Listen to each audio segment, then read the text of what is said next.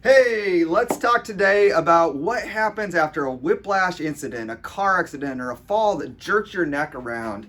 So, when your body goes through a whiplash incident, soft tissues like the muscles in along the spine will be torn, some of these fibers, and there would be swelling as a result. That would give you some short-term soreness and aching in the muscles. But what I want to explain is that there's way more going on in your spine than just the muscles. So you have 132 joints, 24 movable bones. And when the neck gets jerked, these joints, especially in the lower neck, get overstretched. But beyond even the joints, I want to show you, you have all these soft tissues in along the spine. So you have ligaments on the front and the back of each bone. You have ligaments between the processes on the side and the back of the spine. You have a capsule around the joints. And then you have the discs themselves, which are these flexible, fibrous outer bands and a softer center. And so when a person gets in a whiplash, all those soft tissues can get torn or injured. And so what I want to explain, soft tissues, how they work, and how healing soft tissues work. And so if we were to take any of those soft tissues, those ligaments, tendons, and they've never been injured, and we put them under a microscope, they would look essentially like that. So that's a tissue that can stretch and relax and come back to normal. It has normal flexibility.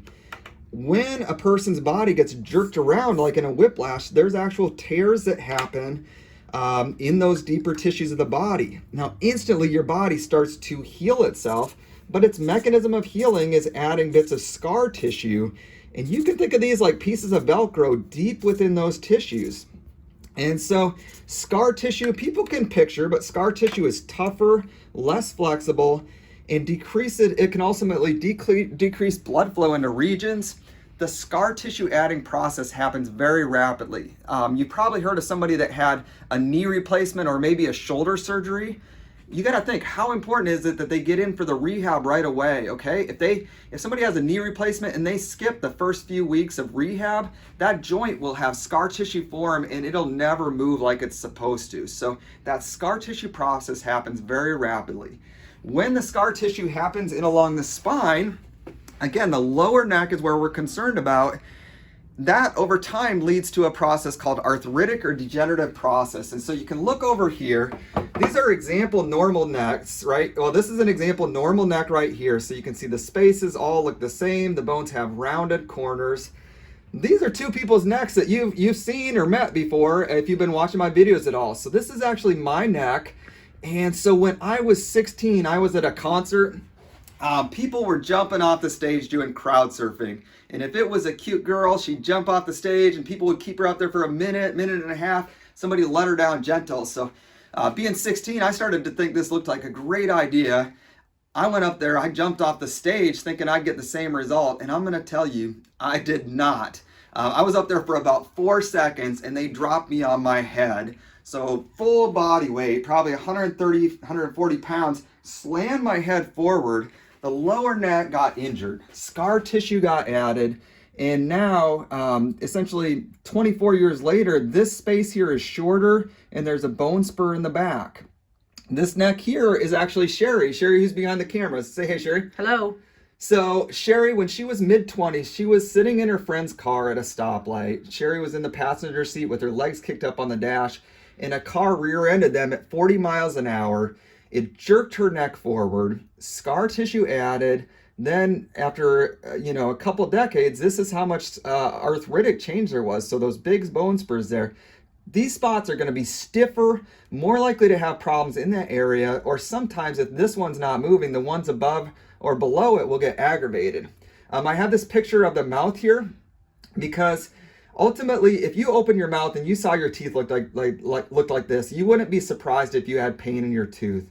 When we see these changes in our necks, we're not surprised if a person has symptoms. And both Sherry and I deal with some amount of lower neck pain.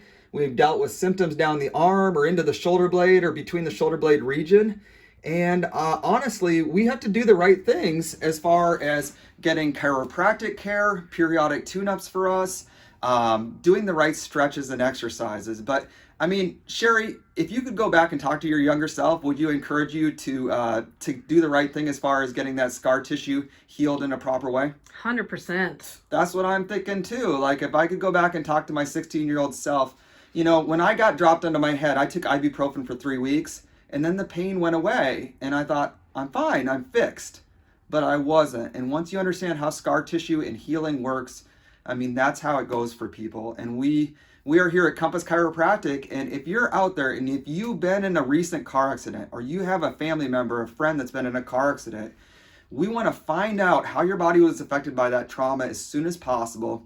Then we want to provide the right care, teach you the right stretches and exercises that you can do so that the scar tissue is going to get added. But the question is the scar tissue going to get added in a way that lets your body still move with normal flexibility, or is it going to get added where this spot here is stuck and you're going to end up with major problems down the road like Sherry and I have?